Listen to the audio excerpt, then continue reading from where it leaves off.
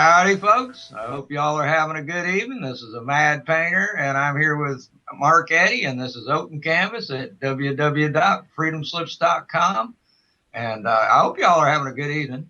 I do have a special I want to let everybody know about for a $50 donation this week, or till tomorrow night, I think.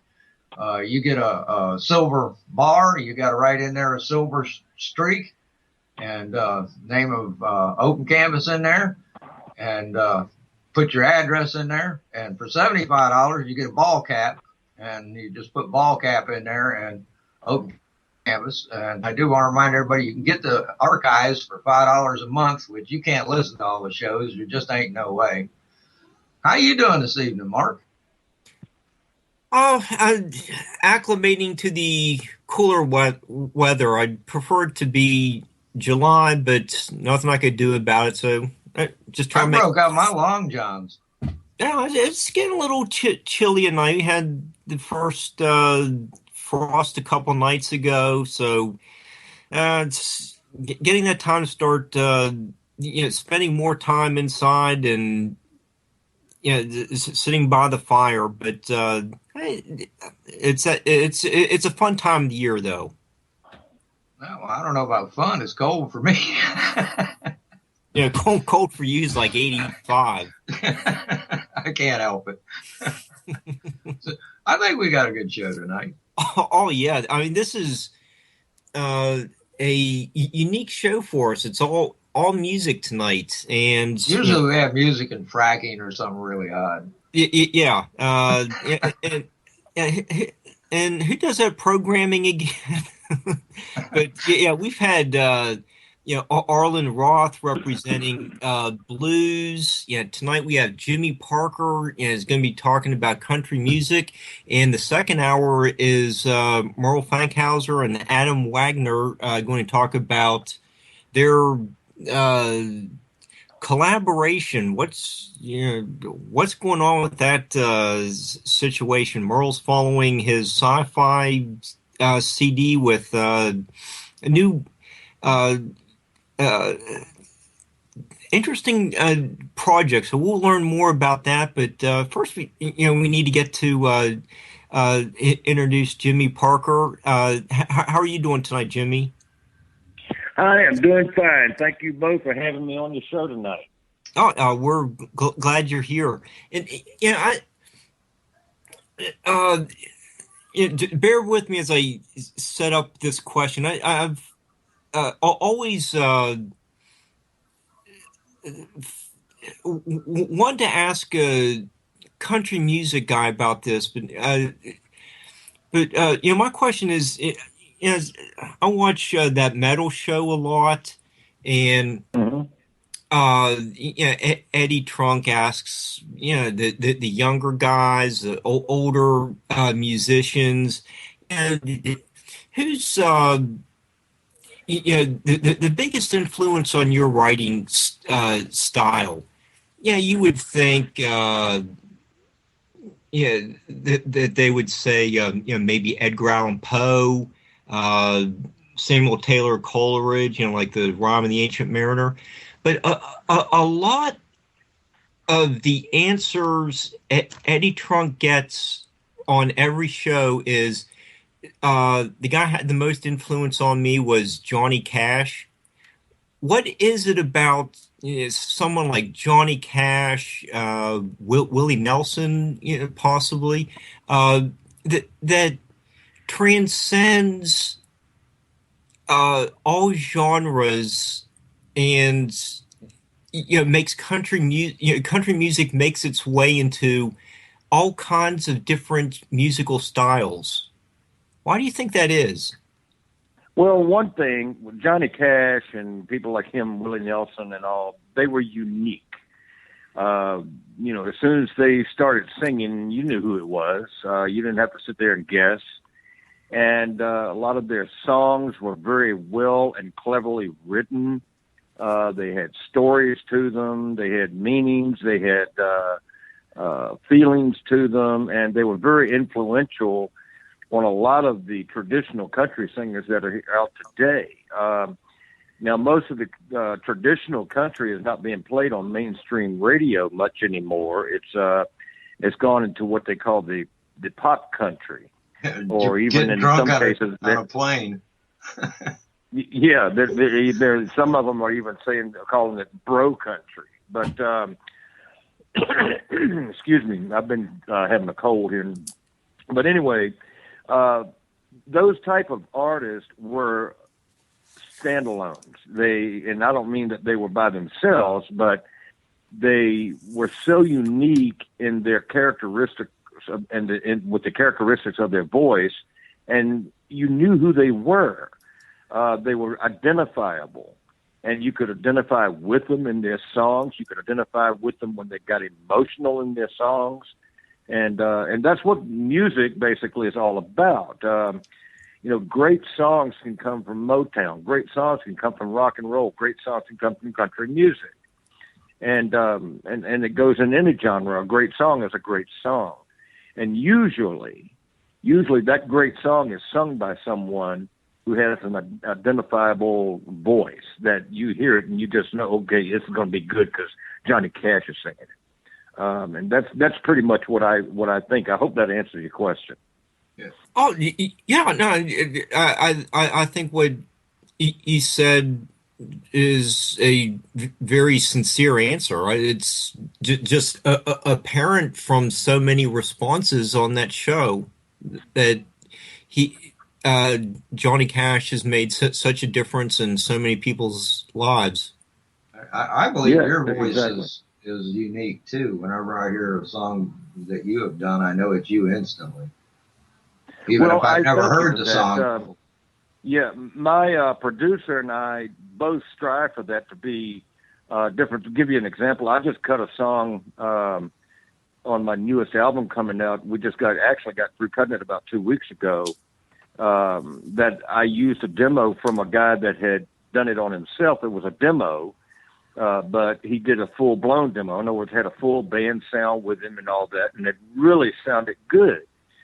But the song was so great, and this guy had an identifiable voice himself. His name is Terry Dennis. And I was talking with my producer. I said, I want to cut this song, but I said, there's no way I can out-sing him. I said, listen to this guy. And my producer and I, we looked and we got to thinking, we're going to cut it. The song is your style. We're going to do it. It's great country. He said, but we're going to do it in a way that nobody can out-sing you. Don't worry about out-singing Terry. You can't do it. But let's make it your song to where nobody can out-sing you. And that's what we tried to achieve.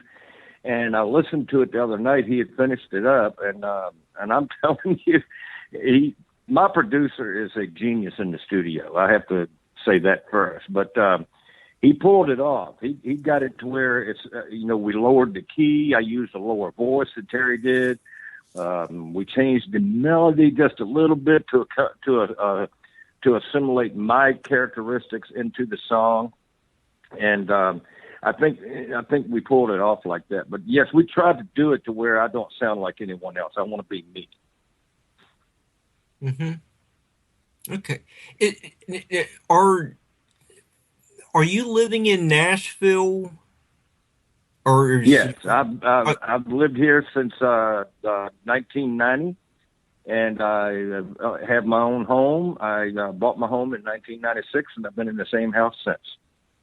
Okay, this might be a theme for both hours tonight, but is it a challenge for a young country musician or a country themed band to make it in Nashville? I get that question a whole lot. Nashville is a tough city for musicians. The competition is so steep, and there's so many places to play, and they're filled with musicians and singers. And I have had younger people contact me and want to know what the best way is to make it in Nashville. And my reply to them is, you don't make it in Nashville. You survive it. It's one thing to have a dream of being on a big label, and a lot of things have changed these days. You know, it's not with the internet presence out there. It's not so necessary to belong to a major label anymore. Sometimes there are some of these independent labels out there that are just as good and do better. But Nashville is tough. You got to have confidence in yourself. You've got to expect adversity, and you got to expect rejection that comes with it. I have a hard time getting a gig here in Nashville because I guess basically my age. They won't say that because of age discrimination, but my music doesn't tend to reflect what's being played on the mainstream radio or that top 40 type music. And that's what a lot of the clubs around here are wanting, that type of music. But a lot of people visit Nashville, the tourists, they come and they're looking for the older style, the traditional type of country music. And there are a few places that do play it.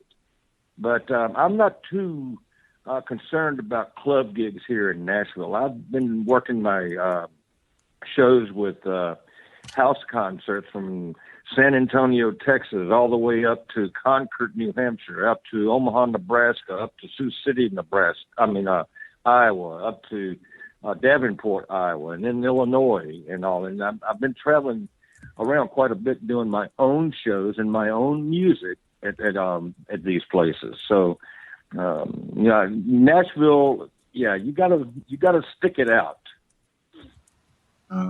I don't doubt that. Everybody that thinks they can carry a tune's probably there. I noticed something about one of the reasons I've been following you. I follow you on Facebook, and one of the reasons I've been following you is because your music is, like you said, or like you were saying, there isn't as much traditional country anymore, and I believe your music stems straight from traditional country. The songs you sing have a meaning behind them. They're not just stupid songs. No, that's what I look for. I want something that tells a story or delivers a meaning, and that even if it's an upbeat or if it's a slow ballad, I want meaning in it and a story in it so that people can relate to it. Right. The one that really sticks with me is When Daddy Got Drunk. When Daddy Drank. Or When Daddy Drank. I'm sorry. Yeah, that's all right. The latest one. That's a heavy song, and it talks about something that goes on today. It's very relatable with several people, and we did a video on it. The video is just over about 43,000 views on the video on it now. When Daddy Drank. Very, very well written song with a big message in it and something about that goes on today, domestic violence. Yeah, and you do a great job of illustrate in the video just how damaging it is to everyone within the house. Yes, it is, and unfortunately, in the song, basically it's not said, but it's pretty much implied that someone loses their life because of it. And in the video, we wanted to show that in a respectful way, not to say that you go out and murder somebody because they're violent and they're drunk all the time, but because of having to live with that type of problem.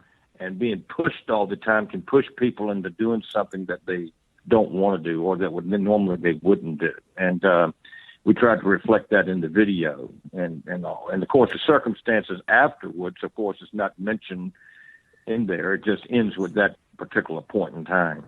Right. Well, it's a psychological damage that it causes, you know. Like, yes, it is. Yes. Go ahead, Mark. Okay. Jimmy, there's and you never know.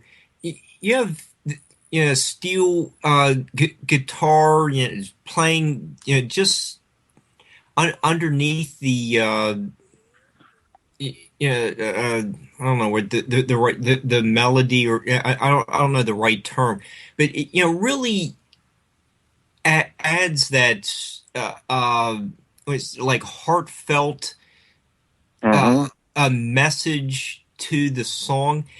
Like what is it about just putting adding that instrument takes the song into a more emotional level, because country music's just great at that.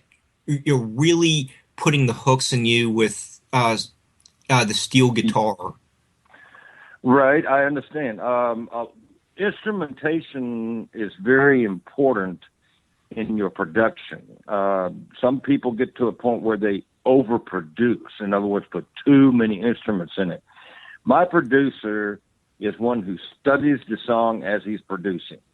He knows it before we go in, and he hears things. He'll do a guitar track 40 times before he gets what he wants or gets what he likes.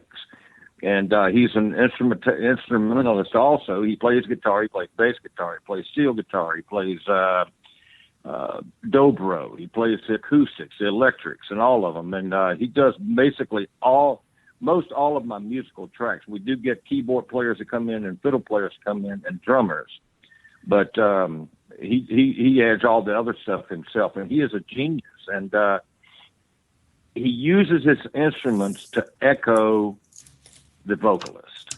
If the vocalist is pulling it off, then he can pull out an echo, and that's what we call the instrumentation to a song. I never do a track with him from the start. I never do a track with him until I've had my vocal down with the rhythm track. In other words, the guitars and the bass. All the other stuff comes in afterwards. He wants me to sing that song, and we will spend time in the studio singing word over, or a line over and over, a phrase over and over until we got where we want it. Then he goes in, he does his magic with the music and the mixing and the mastering. Hmm. So yeah, there's several takes. It's just your producers working with you just on your vocals for in the while. first part of the song. Yes. Okay. Well, what I'll do is once we got the song, if it's something I wrote, I'll go over and play it for him. He charts it out, and he'll put a rhythm track down, which means rhythm track is basically an acoustic guitar and a bass track, and maybe a click track. A click track takes the place of the drums until you get the actual drums for it. In some cases, he'll have the drums in it, but we just get a rhythm track. Then I go back in and I do what we call final vocals. In other words, that's what I'm going to live with unless I have to do some changes later. But basically, we got a final vocal, and then he goes in and puts all the instrumentation behind it, underneath and behind the vocal. Yeah, it's just interesting to find out. I always thought it was done the other way. Yeah, how much detail. No, I always do my vocals before we put any lead instruments, anything, because he wants to hear me sing, and then he finds the right instrumentation to put behind my voice. And that's very important. I don't think anybody really records the other way unless there is a track that has already been produced and a singer has an option to that track, which I have had in some of my past songs.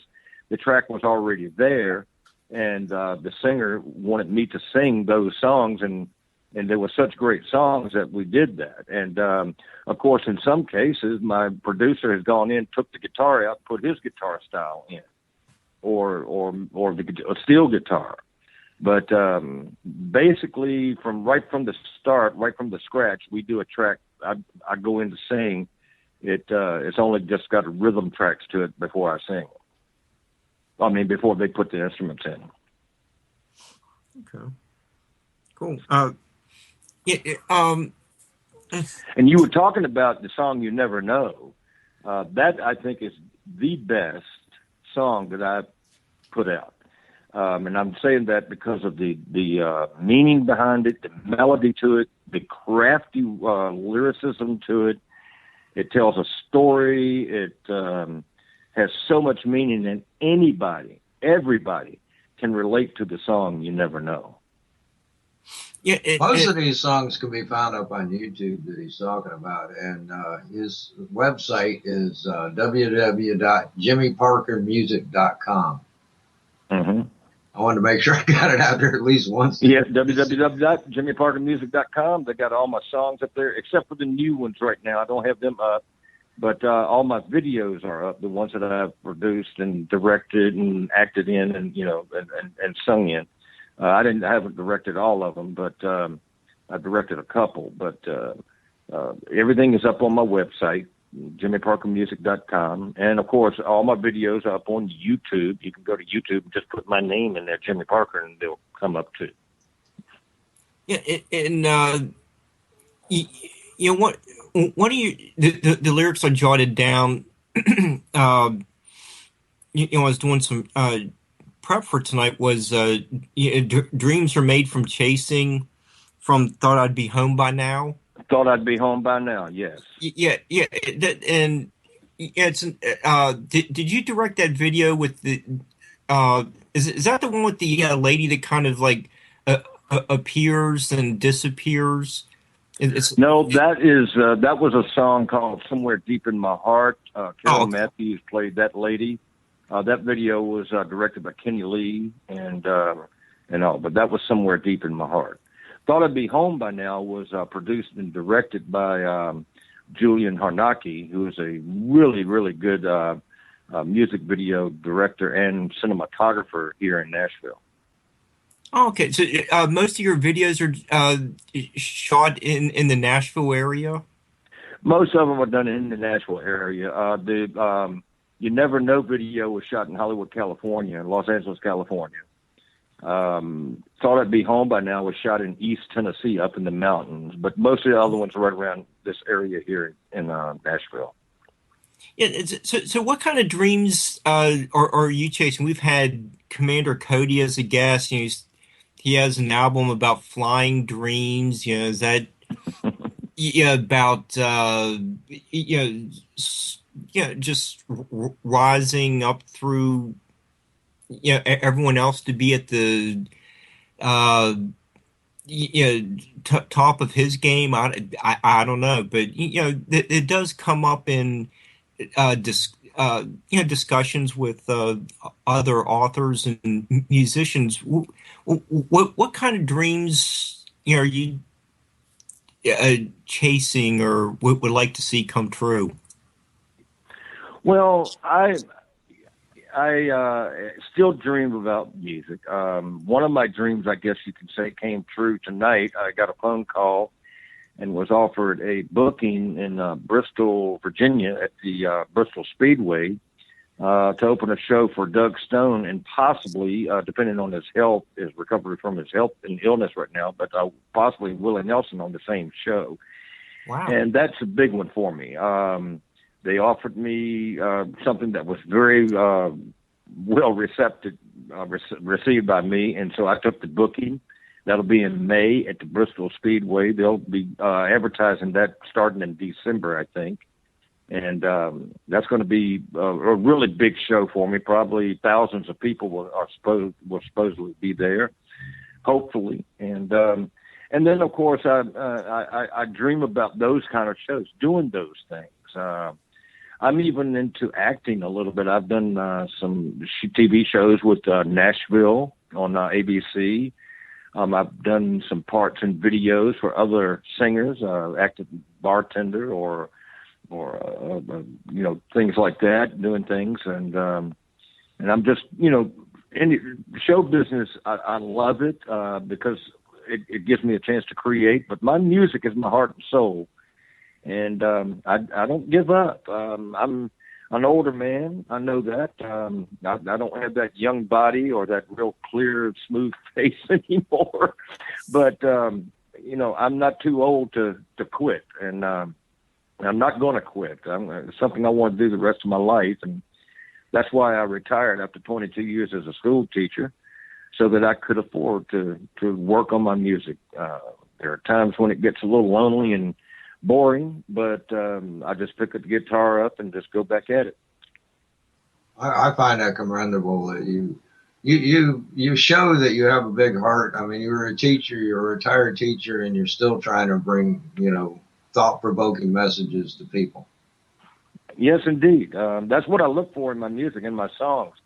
And believe me, I get thrown at a lot of songs. I've had people on the internet pitch them to me. I've had people here in Nashville pitch them to me. And it's not that they're not all good songs, but I'm just looking for that one great song, just that one great. I don't go in the studio with 10, 15 songs and say, okay, let's cut these, boys. I go in with one song at a time because my producer and myself agree that's a song you need to cut. And, this album coming out is going to be 3 years since I put the album Home out. But that's okay with me because it's going to have 10 really good songs. As a matter of fact, I've got one song on there I covered from the 60s, and we kind of put a little, I guess you call it a bluesy rock feel to it. But it was the song by America called Horse with No Name. And, I remember that song. Yeah, it really came out really good, and we're going to have that on the album. And then, of course, the one I was talking about earlier, Shot to Hell, that's going to be just as country as you can get. And that's a really good song, and it's going to be, I think this is going to be one of my best albums, if not the best. We've been joined by the station owner, Nighthawk. He is a musician himself, and I think you might have intrigued something with him. Evening, Nighthawk. Are you there? Sorry? Actually, I said, I don't make me special. I'm just a caller. But yeah, I get his. I get you as the musician. I've spent my whole life as being a songwriter and musician. 25 years on the road, all that kind of stuff. What's your name? Everybody calls me Nighthawk. My name is actually Mike Ringley. Okay, Mike. Okay. All right. So anyway, I'm a vocalist and I'm also a guitar player, depending on what band I'm in. And, but yeah, I get all this, it's like we all work so hard. Yeah. And have worked so hard. I spent 25 literal years, on the road, although not country music, it was more like rock and roll, country. I don't know. I do everything a little bit of this. I was going to say, you got a couple that I'd call country that are awesome. Oh, yeah. Yeah. The recent stuff. I think something about getting older makes you start writing country music. But well, I started off with Doobie Brothers, if that means anything.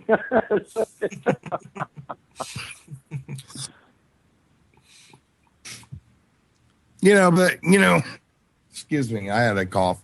Anyway, many of my years were kind of like in that hair metal band kind of stuff and kind of on and all that kind of stuff. But yeah, I mean, it's a different, it's just, there is such a mess in the music scene right now because music seems to be attached to beauty or the concept of beauty. If you're like a hot guy or a hot girl or a hot this or a hot that, and I've never, whatever happened to ugly guys making music? I don't know. I keep saying maybe that's why I'm still down here where I'm at because I'm ugly. I don't look like them little hot guys they got up there. But it's like but I don't worry about my looks. I just worry about how I sound. If I like what I hear when my producer gets through with it, then I've done my job. Exactly. I self-produce now. I was actually under a pseudonym, quite famous in Canada for many years, under EMI Records, and it didn't get me anything. I mean, it really didn't get me anything. I drove cool cars, all that kind of stuff. But in the end, it's all about writing music and putting your soul into it in a song. So, and that's what, And that's why I've kind of very slowly moved over not to country music, but to more just people music. I guess that's people music, right? I understand what you're saying. Waylon Jennings once said that if you get in the music business to make money, you're in it for the wrong reason. Exactly. When I grew up as a kid, my dad was a guitarist. My uncle was a bassist. People like, Bob Dylan band and all these kind of people were flying in and out of my house all that kind of time. That's kind of how I grew up. Mm-hmm. And the music is about what it is, and the music that you write, music is your heart. Music is your heart. Exactly. Right on the table. And, a lot of people don't understand musicians. In order to write music, you have to take, basically your heart and lay it on a table and let everybody stab at it. And that's I know what you're saying. And sometimes I've written a song too, and then 3 or 4 months later, I go back and I look at it. I just really look at it, and I say to myself, if I was to sit down and write that down, I couldn't do it. It wouldn't come out. Songs just come out. Do you find that true? That they just come out? Yep, they sure do. They sure do. I'm really liking the show. I don't call into AMAD's show a lot. I own the station, but I really don't bug AMAD or get involved in his show. But you can bug us anytime. But I'm liking the show, and I'm liking what you got to say. We're there's a little bit of kindred spirit going on here. Oh yeah. I'm glad you called, Mike. Well, I'm glad you called, Mike. It was really nice talking with you. Yeah. I didn't hear. Mark said something and I missed it. I'm glad you were a caller tonight. All right. Oh well, thank you. Yeah, actually, I've been really busy dealing with some kidnapped children for the last 2 days, and but this just really, I had to get back in here and say hell yeah, man. So. I really I'd like to get connected to your guest on Facebook so we can talk. He's on my Facebook page. All right. I don't know. Get him there. I don't even know who it is. It's Jimmy Parker. So send me. How many awards have you won so far for male vocalist? Oh gosh, probably. I think 3 or 4. I've gotten 2 Entertainer of the Year awards, 2 or 3, maybe I think about 3 Male Vocalist of the Year, a couple of Video of the Year. Just a lot of luck in those respects. Well, I always find it, it's like they want to call it country music, they want to call it metal, they want to call it death metal, they want to call it this, but I still, I just want to call it all art. It's all, that's I like all music, that. That's why I mentioned a while ago about songs. A great song is a great song no matter what genre it is. Right. Great songs are in every genre. And there's another thing, it's like, that's what messes people up about, when I walk, when I take my music at this point to any record company, even though I was with EMI for 9 years, and I take it to them. Oh, they're not interested in my stuff anymore. And it has nothing to do with the quality of the music. It has all to do with the fact that, we cannot place this genre because your entire album you just sent us is 5 genres. Because, it's like the last album I just released has some country on it, has some metal on it, has some literal almost damn near death metal on it. Because I don't lock myself in. Well, I consider myself a country singer, but I will try to write something, or if a song comes to me that pushes that envelope and it's a great song, I'll do it. It's just like actually, when I did the song Horse with No Name, which comes out of the 60s by America, it was actually done for a possible title song for a movie that a friend of mine out in Hollywood has written, and they're trying to get backing for it now, and they're calling it Horse with No Name, but they wanted me to sing the title track to it. So we went in the studio and did it. And of course they haven't got funding for the movie, which is tough to do, but I'm going to go ahead and release it on my album, put it out there. And we redid it in the studio. We took some of we did some little things different than what they did with America. And I think we got a fresh approach on it. People might like it. Well, there you go. That's awesome. That's freaking awesome. I'd like to get connected with you in some way if somebody could figure out a way to connect us. Well, if you go on Facebook, right now I'm looking, I've got 4,999 friends, which means I can take in one more. Now I'm looking, I've got about, probably 90 people on the waiting list to get in. If you can catch me on that, I'll get you right away. If not, you're going to have to get in that waiting line. Anyway. But I do have other pages, too. I have a music page which you can go in and like, and you can message me and stuff on there. That's cool. That's cool. Hey, listen, Amad, let's get a link to one of his songs. Get a link to one of my songs. I know you got them, or if you don't, I can run it from this side. And at the break, I can't do them. Hawk, it'll break up, and if I try and play them. All right, can you give me a link to one of his songs? Yeah, sure. All right, which, give me which one, Jimmy? Oh gosh, I'm not sure which one. You can send him a couple. When Daddy Drank, You Never Know. Actually, all I need is a YouTube link to any song you have. Oh, I'll have to go to YouTube. I'm not on YouTube. I'm on his site. I've got a lot of songs on Reverb Nation. That's fine. That'll work too. I can do that. Just give me a link. Your favorite song. Getting it. Well, go to YouTube and look up You Never Know by Jimmy Parker. I'm getting it right now. I'm getting the link. Jimmy, have you ever played at the Ryman Auditorium? No, I haven't. I have been in there, and I took a tour one time and stood there on the stage and got behind the WSM mic and sang a line to one of my songs. So I have sang in it, but it wasn't with a crowd. So. Hawk, you need to go ahead and play it because at the top of the hour we got a couple more guests coming on. Yeah, give me a second. I'm still working this out.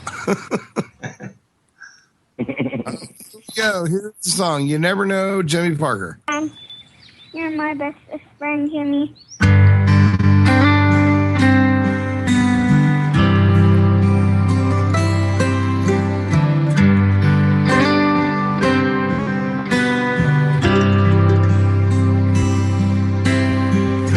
Kissed his wife at gate number 5, headed on another red-eyed flight.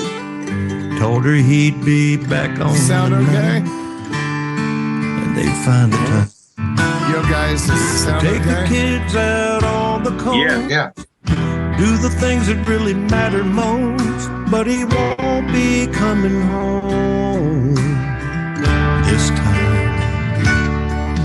Guess you never know. You never know. In this here today and gone tomorrow. So don't be fighting with your brother. Tell your mama that you love her, and hold your woman tight and don't let go, 'cause you never know.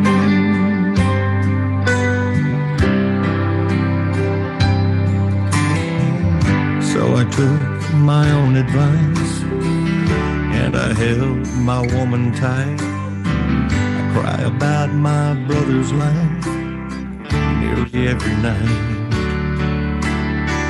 I think about our year-long grudge.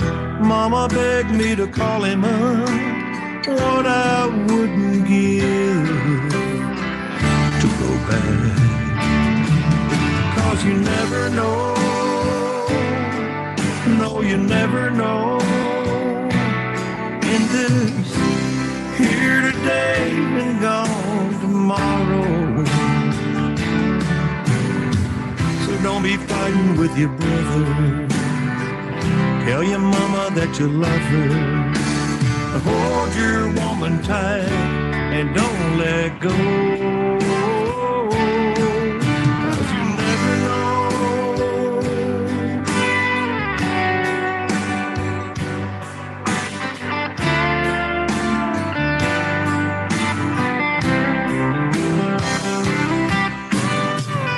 You've been putting off forgiveness. Man, tomorrow ain't a promise. Call them up tonight and let it go.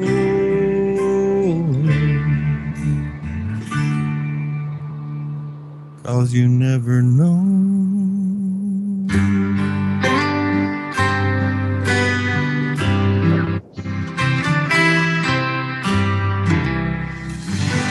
All right, there you go. That was Jimmy Parker. You never know. And now I'm going to run one against him.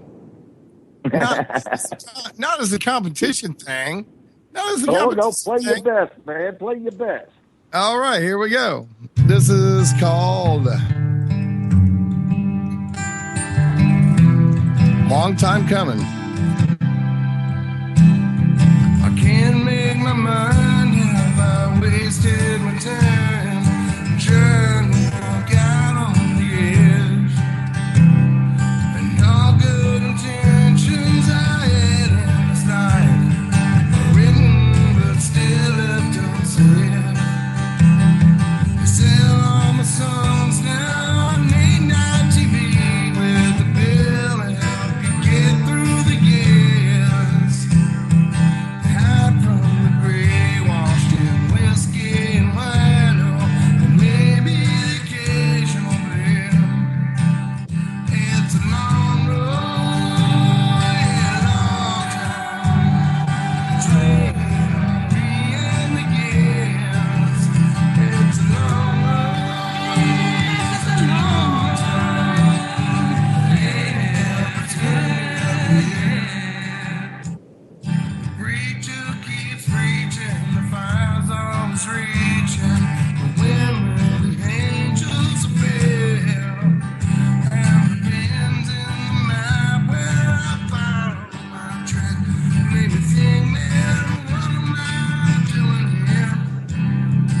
When the dollar hits the road, I try not to cry. I hope I can miss the fly. Will she weather the storm again? See past the line of truth. Call it down sometime in July. 'Cause it's a long road, yeah, between me and the years.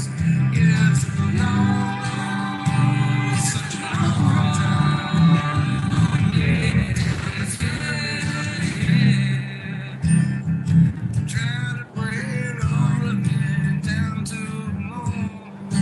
Place all the bad things and dreams.